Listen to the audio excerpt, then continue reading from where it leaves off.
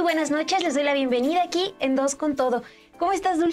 Bien, bien. ¿Y tú qué tal? Muy bien, me decías que tienes energía. A pesar de que es jueves, Sí, estás terminando. Todavía traigo la energía de las Navidades, Año Nuevo, recargar de la familia. Por eso me siento aquí al lado de ti para que se me pegue.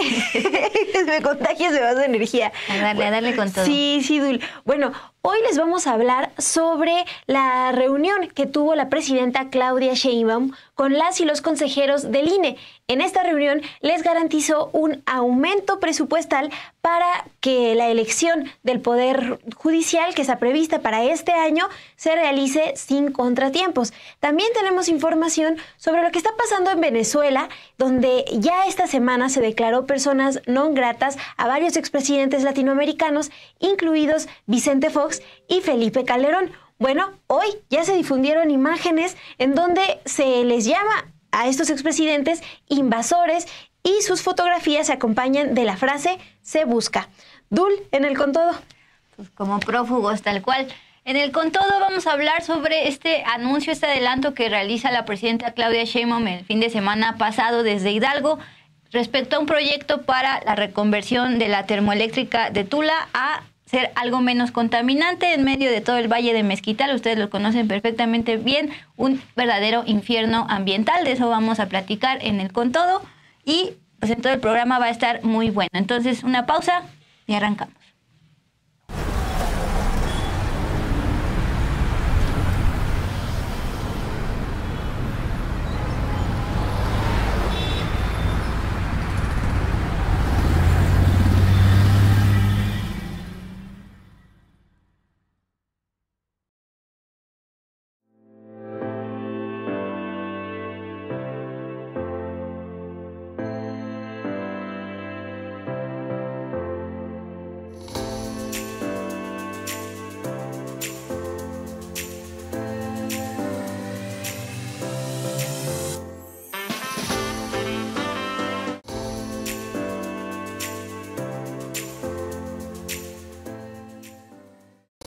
Buenas noches en este jueves ya 9 de enero del año 2025. Gracias por estar con nosotras en esta noche. Sobre todo a María Luisa Álvarez Montaño, nos dice: hola, buenas noches, Dulcecito, Monse, un gran saludo desde Citlaltepec, Zumpango, en el Estado de México. Dice: me es difícil escribir a esta hora, pero siempre las veo y las disfruto. También siempre doy like. Entonces, muchísimas gracias a María Luisa Álvarez Montaño y a todos ustedes por estar aquí con nosotras. Nos vamos directo a la información porque justamente como estaba agendado, hoy 9 de enero, los consejeros del INE acudieron esta tarde a Palacio Nacional para reunirse con la presidenta Claudia Sheinbaum. Antes de cerrar el año, pues era gran tema, diferencias que tenían entre el Poder Ejecutivo y los integrantes del INE sobre cuánto dinero se necesita para organizar estas inéditas elecciones judiciales. Ayer hablábamos sobre una suspensión más en contra de esta elección judicial. Pese a estas suspensiones, pues todavía se van a organizar por el INE. Pero el otro gran tema, ha sido pues el presupuesto. Se hablaba primero de 13,000 millones de pesos solicitados por los propios consejeros del INE. Luego se vino como tal la aprobación del paquete económico, incluyendo el presupuesto por parte de la Cámara de Diputados, y ahí vimos un recorte bastante importante al INE en general, al presupuesto del INE en general, incluyendo también, por supuesto, el presupuesto para estas elecciones inéditas. Entonces, terminamos el año con que se iban a reunir en los primeros días de este 2025 y estamos viendo en imágenes, en fotografía, justamente esta reunión. También estuvo ahí la secretaria de Gobernación, Rosa Isela Rodríguez, y los 11 consejeros. Al salir de Palacio Nacional, pues por supuesto que hubo una conversación de la presidenta consejera Guadalupe Tadei con la prensa que se encontraba ahí, y dijo lo siguiente: llegamos con todos los conceptos que son necesarios, buscaremos una cifra entre 1,000 y 1,500 millones de pesos, creo que sería lo que estaríamos solicitando de aumento. Así lo dijo la consejera presidenta del INE, Guadalupe Tadei, al salir de esta reunión. Acuérdense que la propia presidenta Claudia Sheinbaum y también en su momento la dirigente nacional de Morena, Luisa María Alcalde, había hablado de que fueran no 13,000 millones, sino 7,000 millones. Y la presidenta Claudia Sheinbaum pidió que se explicara a detalle por qué pedían más para organizar esto y por qué pedían más para que se puedan instalar pues todas las casillas, las 170,000 casillas que se tienen estimadas para instalar y no reducirlas como era la alternativa luego del recorte bastante importante que sufrió el presupuesto del INE para 2025. Bien, más tarde en un comunicado el INE abundó. La presidenta de México fue receptiva a las necesidades expuestas y manifestó su compromiso con la democracia. La consejera presidenta del INE calificó el encuentro como una reunión altamente exitosa, a comparación de la que, por ejemplo, tuvieron las consejeras con la Cámara de Diputados en su momento, y destacó que la existencia de la ampliación es una realidad, es decir, después de que le detallaron dato por dato y les desglosaron por qué era necesario ese aumento, pues se les garantiza que sí va a haber. Esta ampliación presupuestal permitirá al INE incrementar la calidad técnica y operativa del proceso electoral, consolidando una vez más la confianza de la ciudadanía en el instituto. Con ello, el INE fortalecerá los principios que rigen la materia electoral en la organización de la elección de las y los nuevos integrantes del Poder Judicial de la Federación. Ahí está la información ampliada sobre esta ya esperada reunión entre consejeros del INE y la presidenta Claudia Sheinbaum. Al final, pues lograron convencerla de que se necesita un aumento.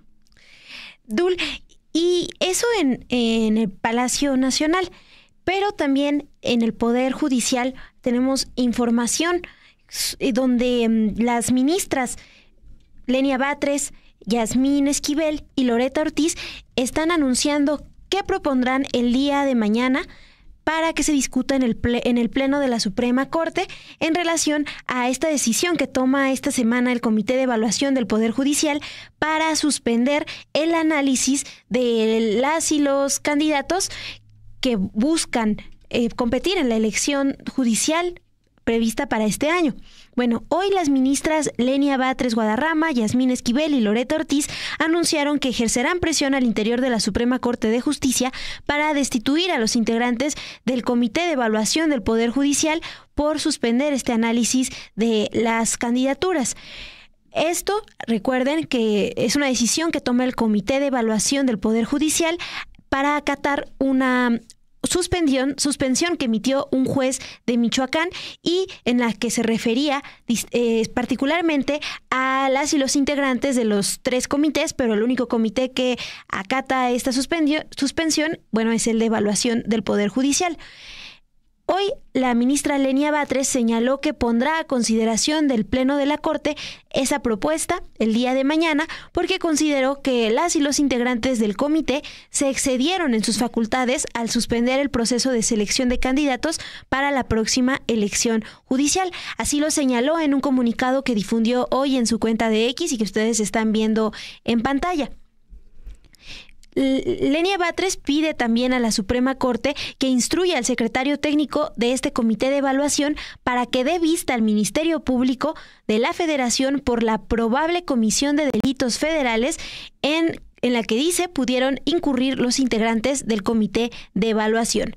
Bueno, Yasmín Esquivel Moza también solicitó a las ministras y los ministros que ordenen al comité de evaluación continuar con el proceso de selección de candidaturas para respetar los derechos de las personas aspirantes y de la ciudadanía. Esto lo hizo público también en la cuenta de X con ese mensaje y compartió una serie de imágenes en donde argumenta su posición.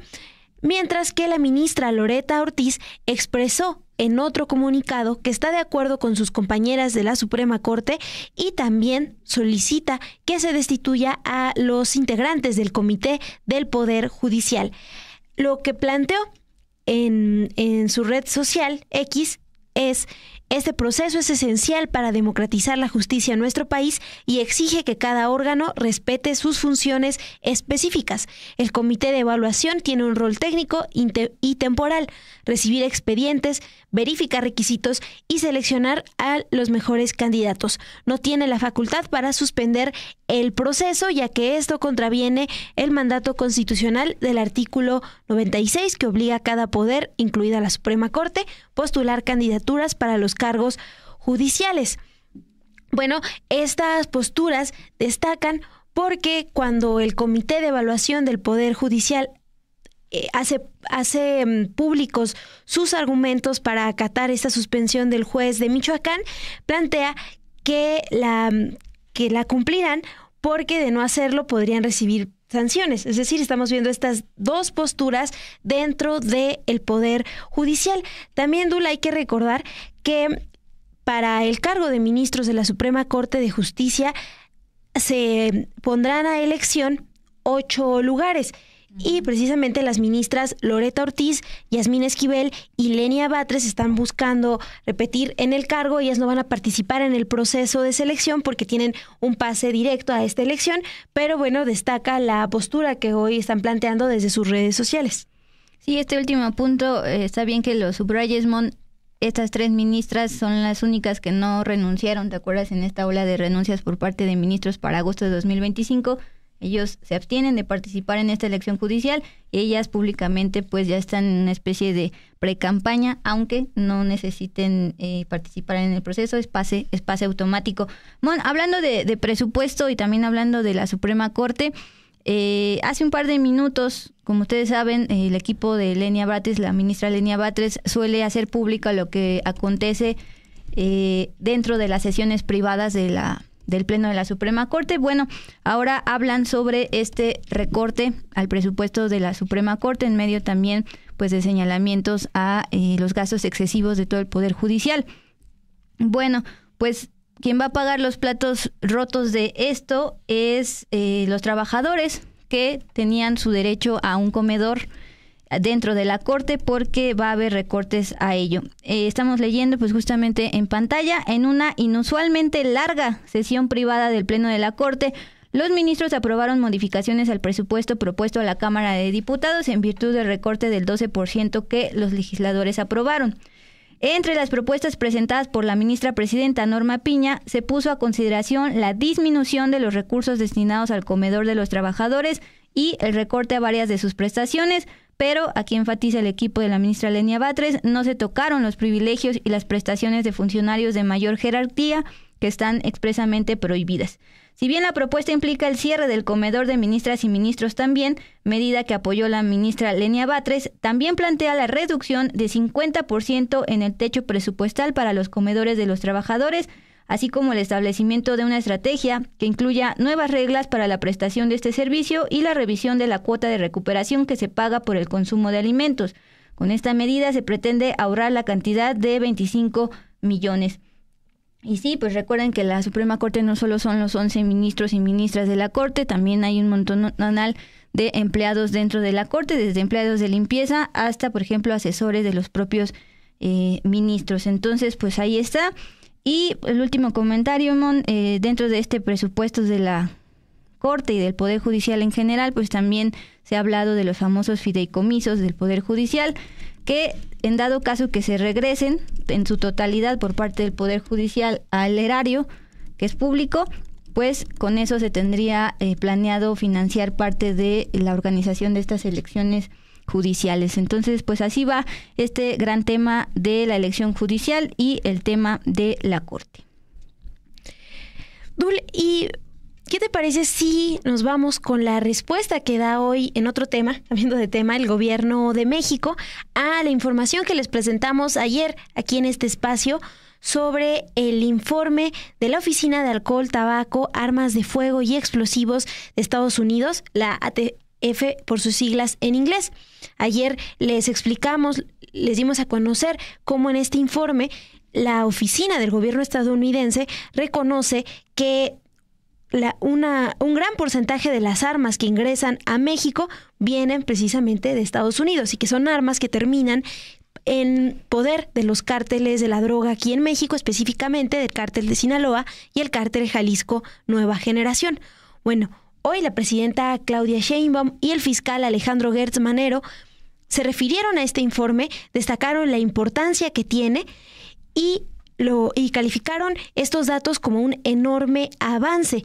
También plantearon que es un elemento poderoso en el contexto de la demanda que mantiene México, que inició desde el sexenio pasado a través de la Secretaría de Relaciones Exteriores que encabezaba el actual secretario de Economía, Marcelo Ebrard, una demanda en contra de las empresas que producen armas en Estados Unidos, y esta denuncia del gobierno mexicano va en el sentido de que generan equipo letal para las bandas criminales aquí en territorio mexicano. Hoy se le preguntó a la presidenta si la Cancillería mexicana hará un esfuerzo mayor para dar seguimiento y profundizar las demandas que están en tribunales de Estados Unidos para frenar el tráfico de armas. La presidenta respondió que desde la presidencia de López Obrador, en reuniones con Joe Biden y ambos gabinetes, México puso este tema sobre la mesa, así que con estos resultados esperan tener más reuniones con el gobierno actual. Calificó el informe como muy relevante porque reconoce porque el Departamento de Justicia estadounidense está reconociendo que las armas de su país están llegando a los cárteles mexicanos. Por eso es tan importante la colaboración. Fue lo que planteó esta mañana la presidenta Claudia Sheinbaum, y dijo que ellas seguirán insistiendo en trabajar de manera coordinada con el gobierno de Donald Trump.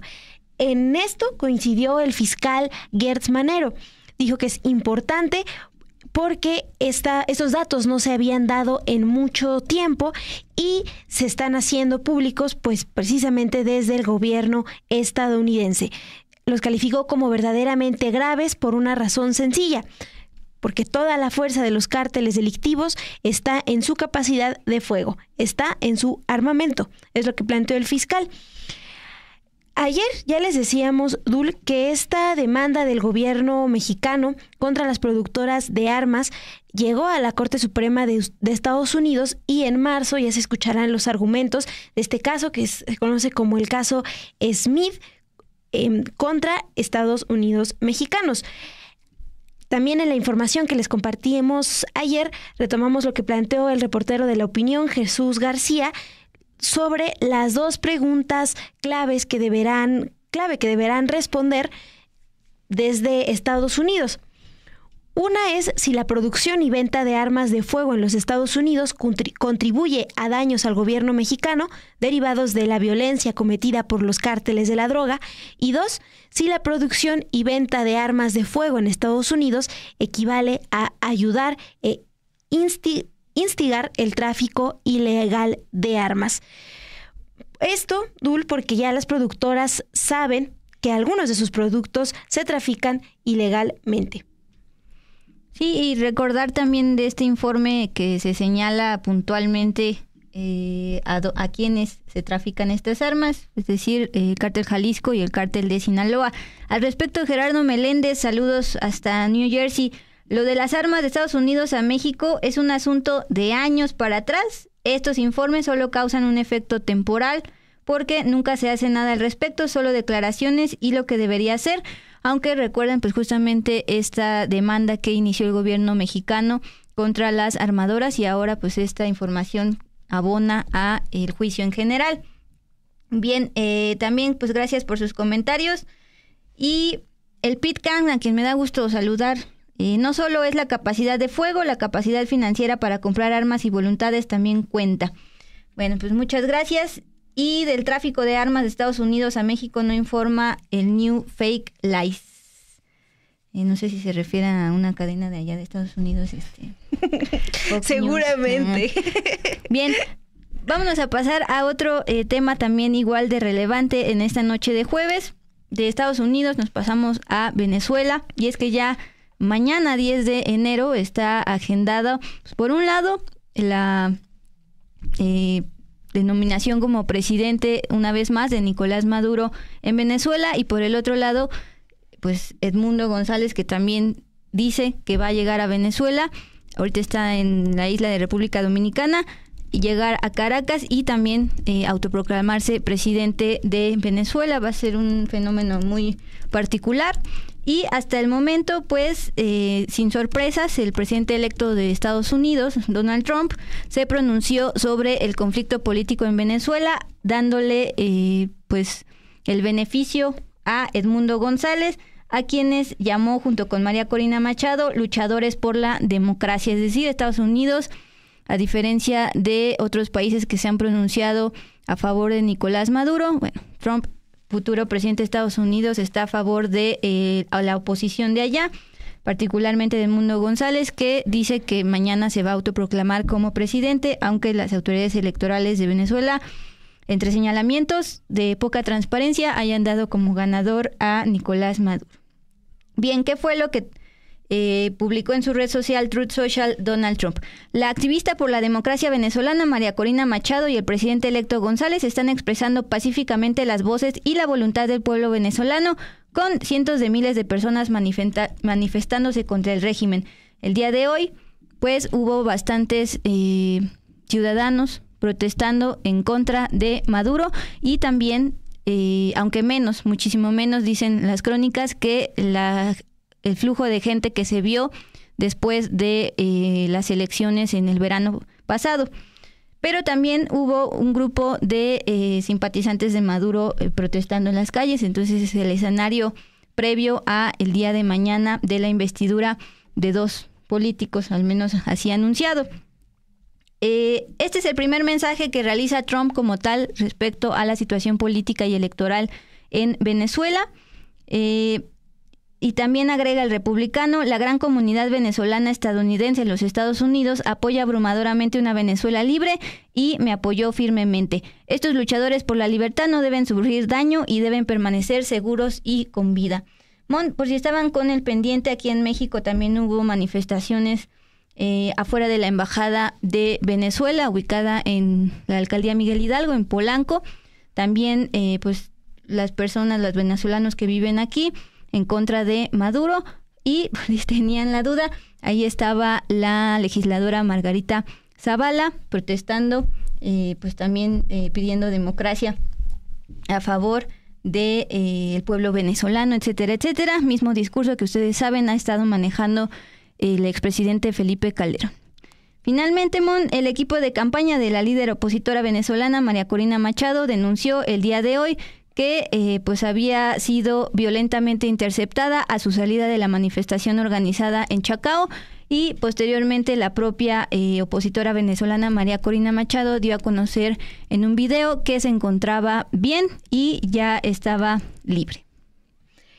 Dul, y esto en cuanto a Donald Trump, también nada más para que lo tengamos presentes, recuerden que esta semana Joe Biden también se reunió con Edmundo González, y como parte de esta gira que realiza el opositor venezolano y a la que se han sumado, al menos han externado su respaldo, varios expresidentes de América Latina, y eso, bueno, me da pie a hablarles de la información que tenemos también para ustedes el día de hoy sobre qué opina Venezuela o qué está haciendo Venezuela en contra de los expresidentes que han anunciado su intención de acompañar a Edmundo González el 10 de enero, mañana, cuando ya oficialmente Nicolás Maduro tomaría posesión para otro sexenio, su tercer mandato.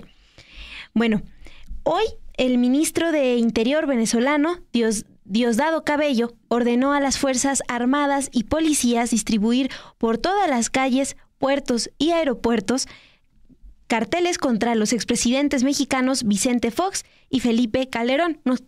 Las fotografías, las imágenes las está viendo ustedes en su pantalla. También distribuyó estas imágenes con las fotografías de Andrés Pastrana, expresidente de Colombia, Mario Abdo Benítez de Paraguay, Mireya Moscoso y Ernesto Pérez de Panamá y Yamil Mahuad de Ecuador. Estamos viendo esa donde dice se busca por invasor a Felipe Calderón. Así se dividió. Nada más estoy leyendo tal cual estas frases que compartió el ministro de Interior venezolano Diosdado Cabello, quien planteó: eso debe ser difundido en toda Venezuela, en todo el territorio nacional, en puertos, aeropuertos, calle, avenidas, porque estos son unos delincuentes. Así es como se refiere a los expresidentes. Las imágenes las mostró durante la transmisión de su programa semanal en el canal estatal VTV. Cada uno está señalado como invasor y acusado de conspiración y complicidad en actos terroristas, así como de atentar contra la paz de Venezuela. Ya les decía que en los últimos días Fox Quesada y Felipe Calderón han anunciado su intención de acompañar al opositor Edmundo González.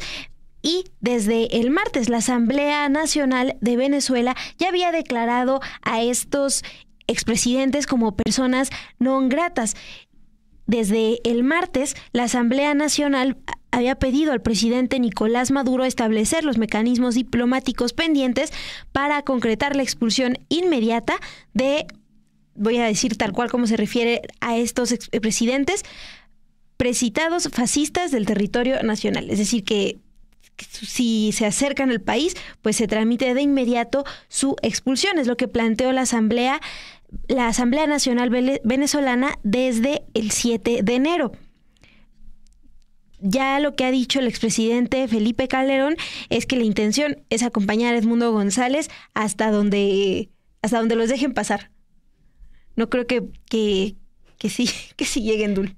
Es el mapita que estábamos viendo hace ratito de cómo está República Dominicana, que es donde se encuentran actualmente tanto Edmundo González como estos dos invasores, así se les llaman los cárteles, y ya nada más ves pasar el mar y llegar a Caracas, Venezuela, pero pues por los antecedentes, por ejemplo, de Marco Cortés, dirigente de Acción Nacional en ese entonces, que no los dejaron pasar por ser personas no gratas. Pues vamos a ver qué pasa el día de mañana en estas elecciones de Venezuela. Más que elecciones, ya se me va la palabra. La toma de posesión. Así es, gracias, Mon. De Nicolás Maduro.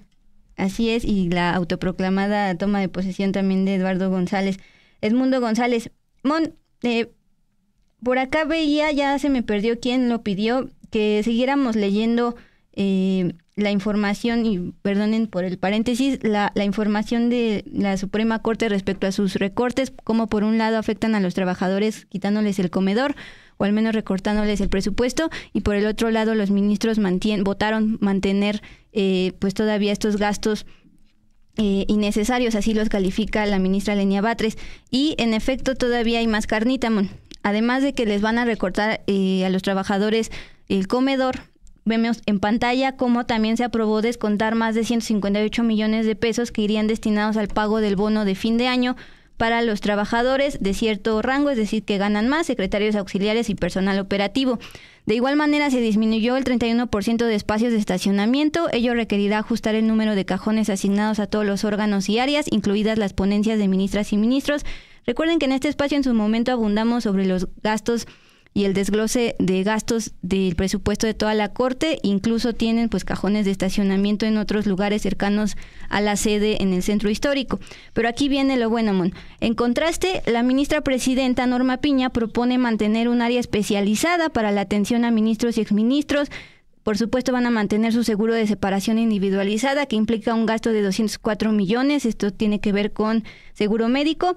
También mantienen el servicio de telefonía celular para altos funcionarios. Y acá suelta un tema muy interesante: asignación de vehículos innecesarios, es decir, 2 camionetas con blindaje para la movilización cotidiana de cada ministro. No una, 2 camionetas. Y la asignación para comidas a favor de los ministros, es decir, si bien les recortaron presupuesto al comedor interno, no les recortaron a los ministros, digamos, sus bonos para comidas. También mantendrán los medicamentos que no son provistos por el seguro privado de gastos médicos, entre otros privilegios que la ministra Lenia Batres ha denunciado constantemente, es lo que dice el comunicado del equipo de comunicación de la ministra. En esta misma sesión, acuérdense que fue privada, propuso que fueran estos los conceptos que se suprimieran, en vez de tocar el bono de los trabajadores operativos y el presupuesto para su comedor.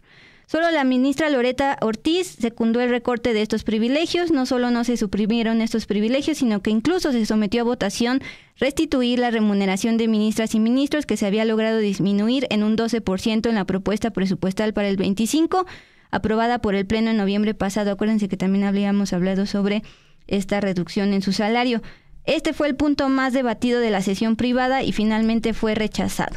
A favor de incrementar las remuneraciones de los ministros votaron Mario Pardo Rebolledo, Javier Lainez Potisek, Juan Luis González Alcántara Carrancá y Yasmín Esquivel Moza. No apoyaron la propuesta de aumentar su salario Lenia Batres, Loreta Ortiz, Norma Piña Hernández, Margarita Ríos Farjat, Alberto Pérez Dayán y Alfredo Gutiérrez Ortiz Mena. Concluye este comunicado. Aquí en el chat DUL también nos dicen, ya salieron los privilegios, es lo que comenta Oscar, y también Saúl nos escribió, ¿y cuándo recortan a diputados y senadores? Porque también viven con privilegios. Bueno, este tema sí nos da de qué hablar, al menos aquí en el chat nos van contando qué opinan. Pues lo de las camionetas blindadas, que sean 2. Sí. Pues ya, perdón. Es que me quedé pensando que los consejeros electorales el día de hoy también llegaron con sus camionetas blindadas, algunos de ellos a Palacio Nacional, pero bueno, eso ya está normalizado porque son funcionarios públicos. Mon, pues ya son 9:04, ¿qué te parece? Una breve pausa y nos vamos al con todo. Vamos a hablar sobre la termoeléctrica de Tula, cómo contamina y cómo la presidenta Claudia Sheinbaum está proponiendo que contamine menos.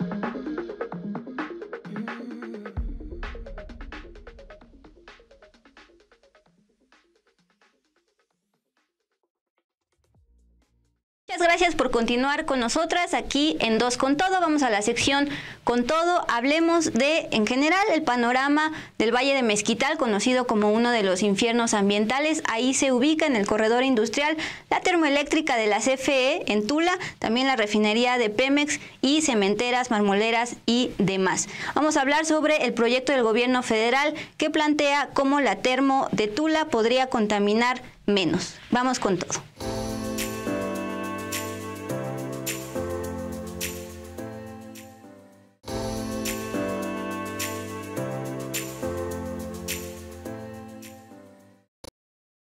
Bien, como les contábamos al inicio de este espacio, el sábado pasado, en su gira por Hidalgo, la presidenta Claudia Sheinbaum anunció y lo adelantó, porque incluso el propio gobernador de Hidalgo no lo sabía, que plantean hacer esta conversión de la termoeléctrica de la CFE en Tula, de que use el combustóleo, que es bastante contaminante, a gas denominado gas natural.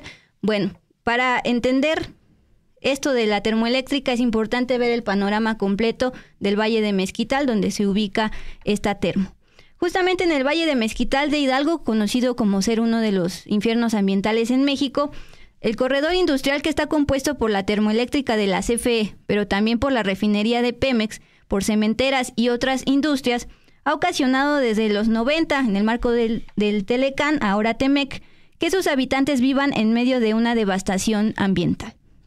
El gobierno de Claudia Sheinbaum propuso pasar de utilizar como combustible en la termo de Tula del combustóleo al gas natural, pero el gas natural sigue siendo también un fósil contaminante que de hecho México importa de Estados Unidos porque no producimos lo suficiente. Carlos Tornel es un investigador de transición energética, platicamos con él y observó que esta propuesta gubernamental aprovecha la infraestructura ya existente de la CFE, de hecho desde los 70 existe esta termo, pero al ser un gas, pues también sigue siendo un fósil contaminante que sigue basado en el modelo energético a gran escala que beneficia precisamente a estas industrias que están en el corredor en detrimento de los habitantes locales. En entrevista describió el panorama actual de la devastación ambiental en el Valle de Mezquital, derivada del corredor industrial, pero también de las aguas negras que enviamos desde aquí, desde el Valle de México. Fluyen por el río Tula y se asientan en la presa Endó, ubicada en Hidalgo.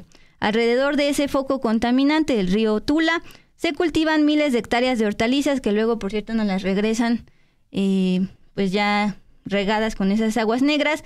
Y por supuesto que este foco contaminante genera enfermedades en la piel y respiratorias para los habitantes de toda esa zona. Todo esto, por cierto, lo documenta el documental Río Negro.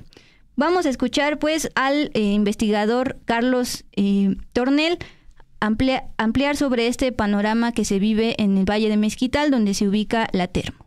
Lo que sí sabemos es que toda la zona aledaña, o sea, toda la zona de Tula, el Valle del Mezquital, pues tiene los primeros planes de estos programas, se llaman corredores industriales del país. Entonces, es una innovación de México hacer como estos lugares donde se les da descuento, incentivos a las grandes industrias y empresas para que se pongan en estos territorios, que al final termina por convertirlos en zonas de sacrificio para impulsar un modelo de desarrollo que solamente le interesa la producción, el consumo, el crecimiento económico a gran escala y que deja devastación a nivel local, ¿no? Entonces, ¿a quién le está perjudicando? Pues a toda la zona del Valle del Mezquital. El tema es que esa energía no, o sea, se va para producir cosas que no se quedan ahí, ¿sí? Se importan, más bien se llevan a otro lado, se exportan, y el gran consumidor de toda la energía, de todo ese modelo industrial de desarrollo, incluso de toda la comida que se produce con toda la porquería que llega, es la Ciudad de México. O sea, la zona metropolitana del Valle de México es el gran demandante de energía, de materiales que se producen en la zona del Valle del Mezquital y que luego, o sea, les llega toda la demanda a ese lugar, se queda todo el desperdicio y se extrae toda la riqueza de ese lugar.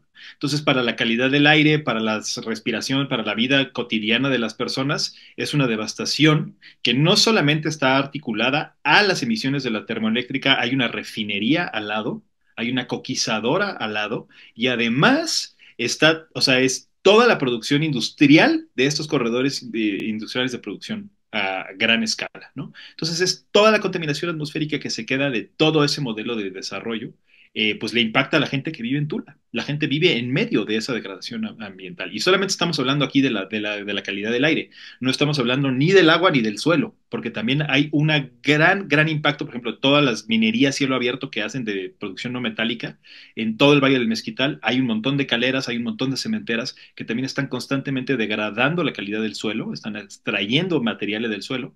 Y además a Tula le llega toda la porquería del agua de la Ciudad de México. Entonces toda la contaminación de ríos, el río Salado, el río Tula, están devastados, completamente diezmados por todo lo que llega de descargue de aguas negras que surge otra vez en la zona metropolitana del Valle de México y acaba en Tula. Entonces es una devastación de todo tipo. O sea, por eso no es una sorpresa que se le conozca como un infierno ambiental. Es una zona de sacrificio asociada a este modelo de desarrollo.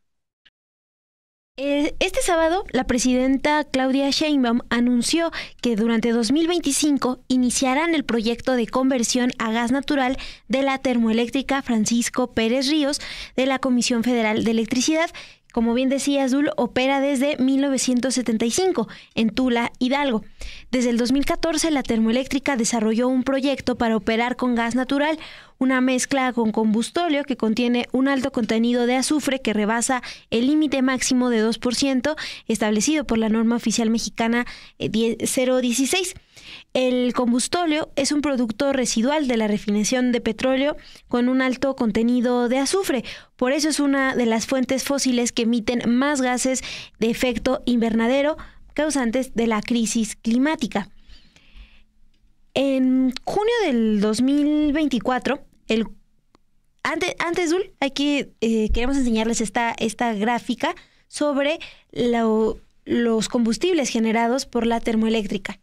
Sí, es que pues básicamente desde 2014 se le agregó a la termo construida desde los 70s, añadir un poco una mezcla de gas natural para que no todo se produjera con el combustóleo que pues, tiene azufre en altas proporciones.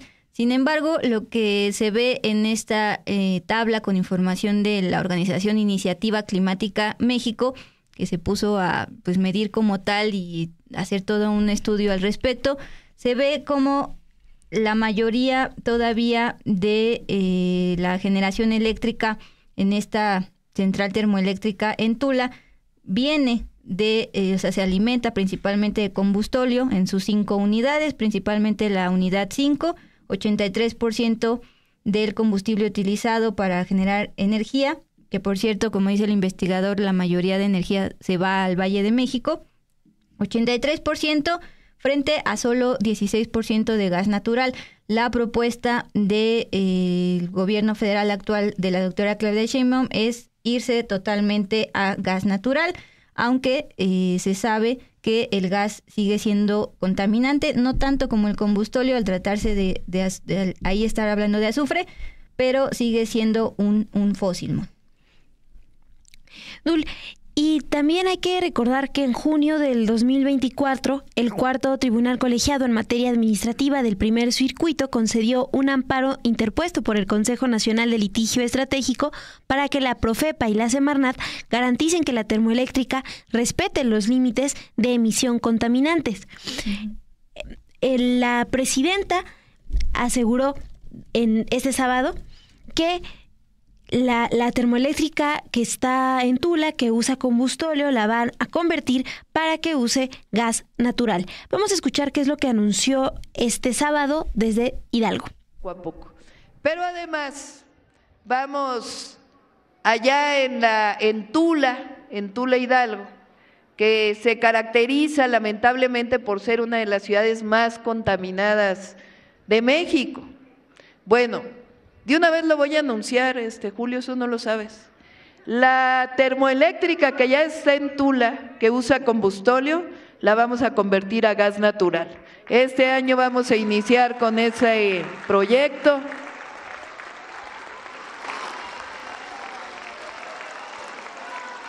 Todo el río Tula y todos sus afluentes los vamos a sanear. Es un proyecto muy importante para mejorar el río Tula. Y también ahí en donde se iba a hacer la refinería de Calderón, ¿se acuerdan? Que nomás llegó una barda, ni completa, media barda. Bueno, ahí se está construyendo un hospital del IMSS, pero en ese lugar queremos hacer uno de los proyectos más ambiciosos de todo el sexenio. Le llamamos un espacio para la economía circular, se llama. ¿Qué quiere decir eso? Que la basura la vamos a convertir en algo útil. Entonces, la basura orgánica la vamos a convertir en pellets de carbón vegetal. Es un proyecto nuevo de una fábrica que se va a hacer desde el gobierno de la República. Y toda la basura de esa zona se va a recolectar y también se van a hacer plantas de tratamiento de basura para poderlas reutilizar en otras cosas. Entonces, esa ciudad la vamos a convertir en la ciudad más limpia y de mejor calidad de vida que cualquier ciudad que haya en nuestro país. Bien, Master of Puppets nos comenta, por ejemplo, la cementera de Cruz Azul, sobre todo la cementera de Apasco también, allá en el Valle de Mezquital, que contribuye a estas emisiones contaminantes y a su vez genera enfermedades respiratorias. En un momento más vamos a eso. Oscar dice, eso es verdad, una deuda con el Valle del Mezquital, uno de los infiernos ambientales por todo este corredor industrial. Bien, en el año 2021, Mon, justamente cuando pues la salud estaba en el centro por el tema de la COVID-19 y por las comorbilidades que agudizaban el cuadro de la COVID-19, Greenpeace México, que es una de las ONGs ambientalistas, infló un globo aerostático y lo empezó a volar en los alrededores de la termo en Tula con el sello exceso de contaminación. Esto fue para manifestar que las emisiones de azufre derivadas de la quema del combustóleo afectan la salud de la población en su zona de influencia y que además pues superan los límites permitidos por la norma mexicana. Esta conversación que tuvimos con el investigador en transición energética Carlos Tornel nos planteó que pasar de combustóleo a gas natural es solo ir a una fuente fósil que podríamos decir que es menos peor, pero justamente por la alta demanda energética por parte de nosotros aquí en el Valle de México, pues se tiene que continuar con el modelo energético a gran escala en vez de apostar por la generación a nivel local y renovable. El gas natural es un combustible fósil. Entonces, hay toda una como estrategia de las industrias, del propio gobierno federal, de presentar el gas como un combustible de transición, como un combustible, como solemos decir, menos peor a otros que tienen grandes emisiones e impactos como el combustóleo o el carbón. Es cierto que emite menos, eso sin duda es cierto. Lo que tenemos que dejar claro es que ninguna transición a un modelo de gas va a ser benéfico para México. ¿Por qué? Porque México no tiene gas. México no es un productor de gas. Desde 2000, vamos a decir, alcanzamos el pico de producción en el 2006. Desde entonces, México no produce gas natural, lo importa. Y el gran exportador de gas natural es Estados Unidos. Entonces, le estamos comprando gas a Estados Unidos. No hay una soberanía energética de gas en México, porque todo lo exportamos a Estados Unidos. Pues es que como ya invirtieron una cantidad de dinero sustancial en ese tipo de industrias, como todavía el modelo energético industrial de la zona del Valle Mezquital y la demanda energética de la zona metropolitana del Valle de México dependen de la producción industrial y de estas empresas, pues hay un interés tanto del gobierno como de las empresas, de las industrias, por mantener ese mismo modelo de desarrollo.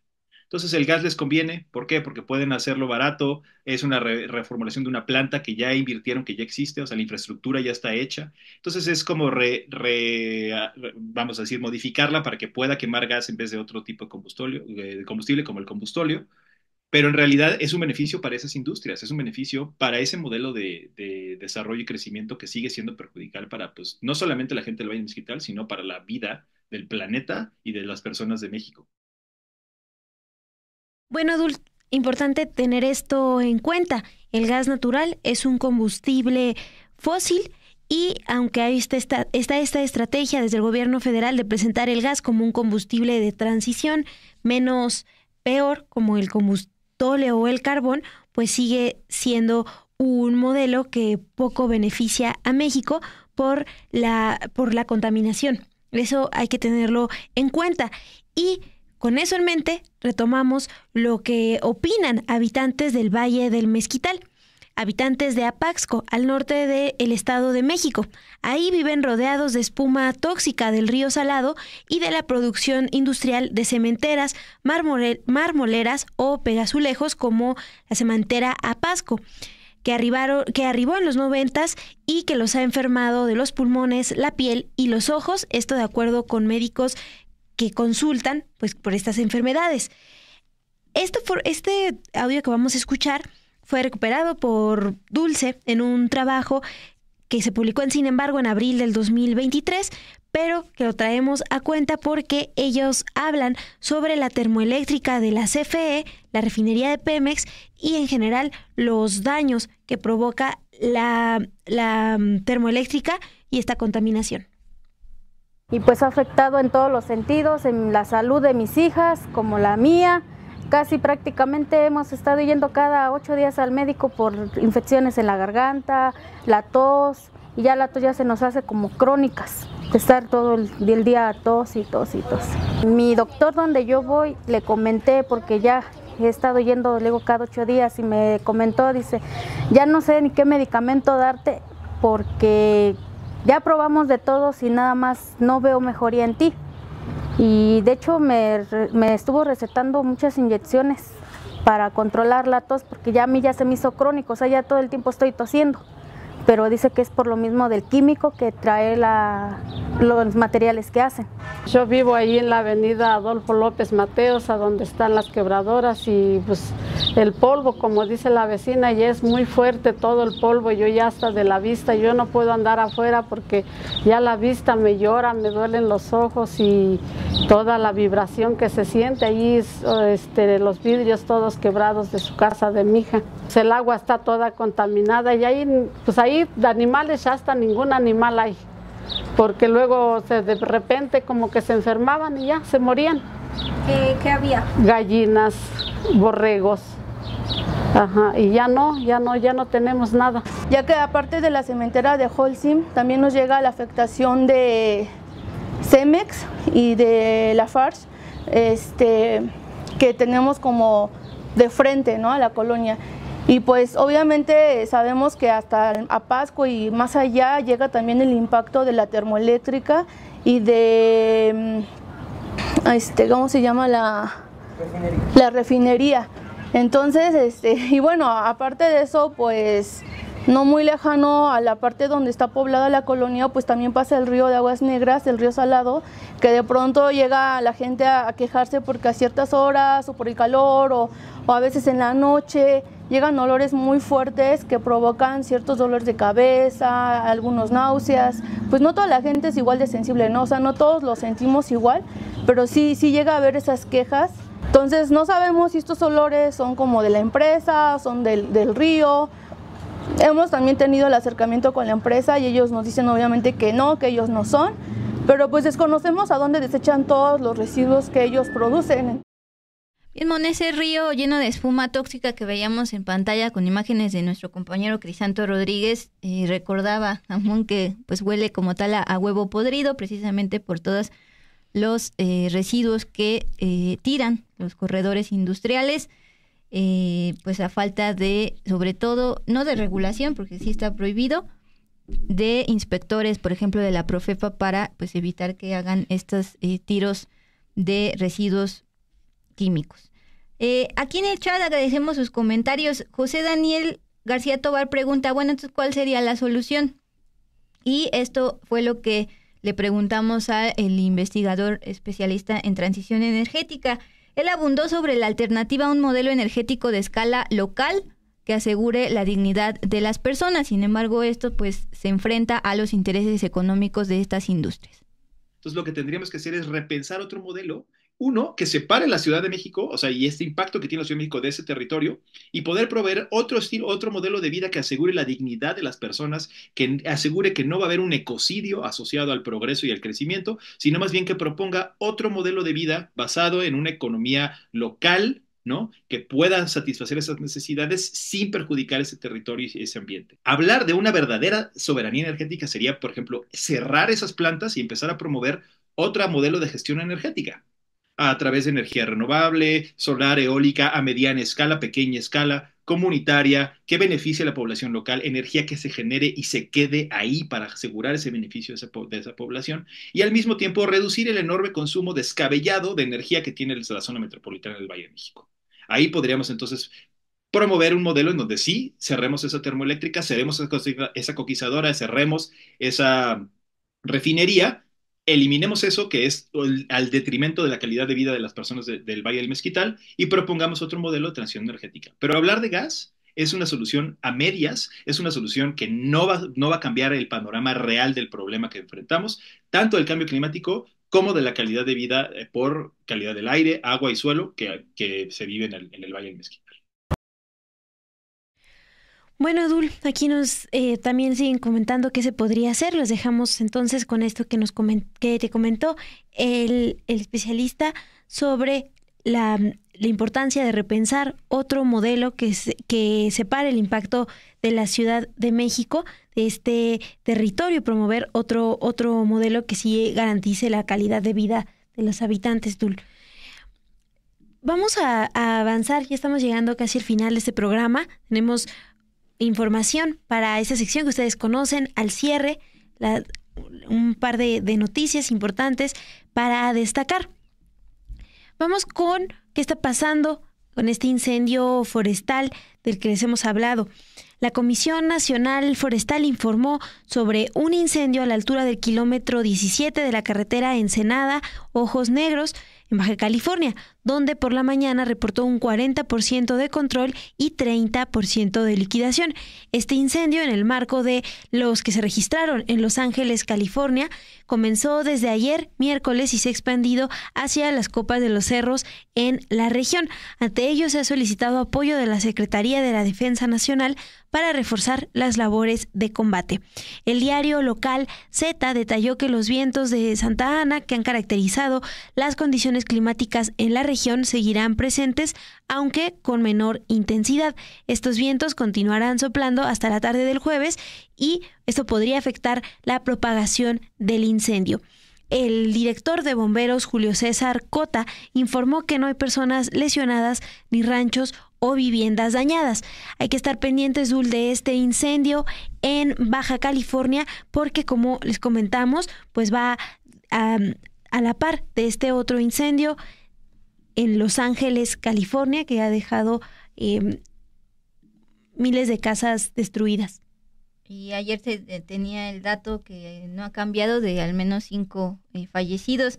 Venía escuchando, Mon, a una habitante allá de Los Ángeles, California, que además es escritora, y narra justamente, porque ayer nos preguntaban de dónde surgen estos incendios que cada año se ven en California, allá en Estados Unidos, y que el día de hoy pues también se registran en colindancia, en Ensenada.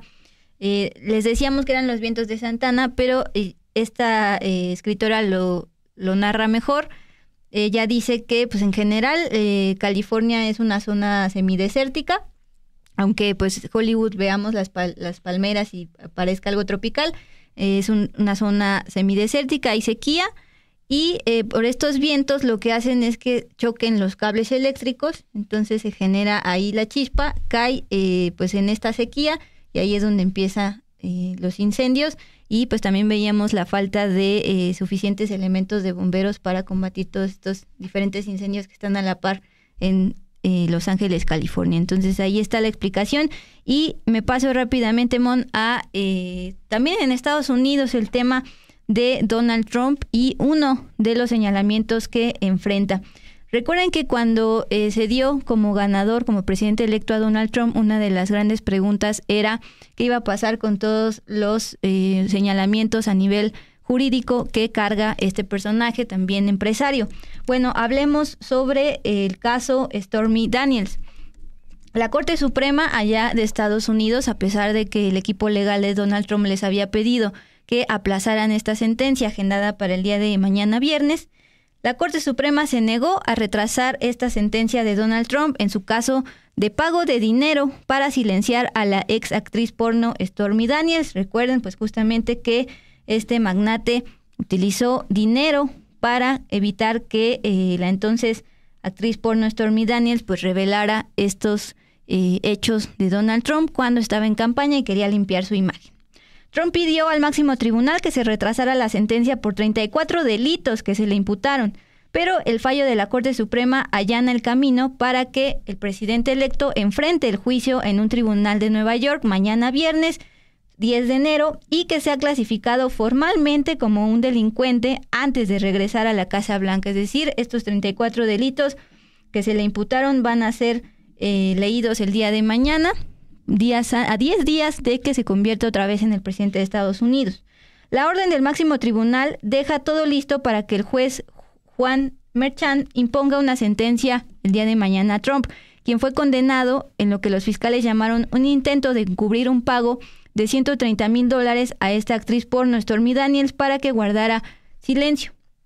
Trump ha negado cualquier vínculo con Daniels o cualquier irregularidad, puesto que se trata de delitos. Merchan ha dicho que no le impondrá a Trump penas de cárcel, multas o libertad condicional. Pero ahí está pues ya sellado y marcado.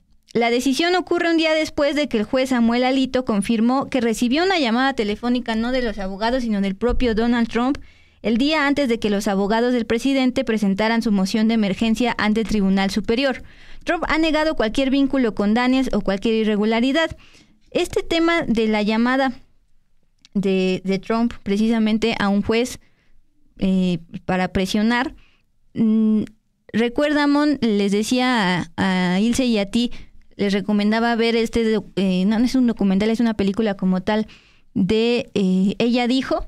Lo que hace esta película es recopilar cómo 2 periodistas del New York Times se ponen a investigar sobre la red de abuso sexual por parte de Weinstein, un productor muy conocido allá en Hollywood, como él también llama al director del New York Times para tratar de intimidar y que no se publicara pues este reportaje que tiene el mismo modus operandi, es decir, Weinstein como productor abusaba sexualmente de mujeres muy jóvenes y después, para no manchar su reputación, les pagaba un acuerdo, les hacía firmar un acuerdo para que no lo denunciaran en un futuro. Lo mismo el modus operandi de Trump en el caso de Stormy cuando él estaba en campaña en el año 2016, le da $130,000 y después ella lo revela. Dul, pues mañana ya conoceremos la sentencia y pues mientras tanto esto nos deja ver y nos hace recordar quién es Donald Trump, quién asumirá la presidencia de Estados Unidos. Ya lo saben, Donald Trump, un político a punto de recibir una sentencia por tratar de silenciar a una exactriz. Así es, y que hoy estaba en el funeral de Jimmy Carter. Curiosamente le tocó a Kamala Harris, vicepresidenta, enfrente, y se vieron los rostros el día de hoy después de las elecciones. Pues Mon, ahí está. Gracias por haber estado con nosotras en este jueves 9 de enero. Como ya oyó, mañana va a estar muy movido, tanto en Venezuela como en la Corte de Nueva York en torno a Donald Trump. Sí, Dul, no me quiero ir sin enviarle un saludo a Laura Favela, que nos agradece el programa. También Arturo Robles, que nos pidió un saludo, dice que nos ve desde Houston. Un saludo hasta Houston, Arturo. A Rodolfo, a Iván, a Ana, a Darwin, que están aquí en el chat. A Gerardo, gracias por tu super chat. Nos vamos, Dul, nos vamos, y mañana no se pierdan aquí Dos con Todo, porque como bien dices, va a estar cargado. Para ser viernes, sí. Que descansen.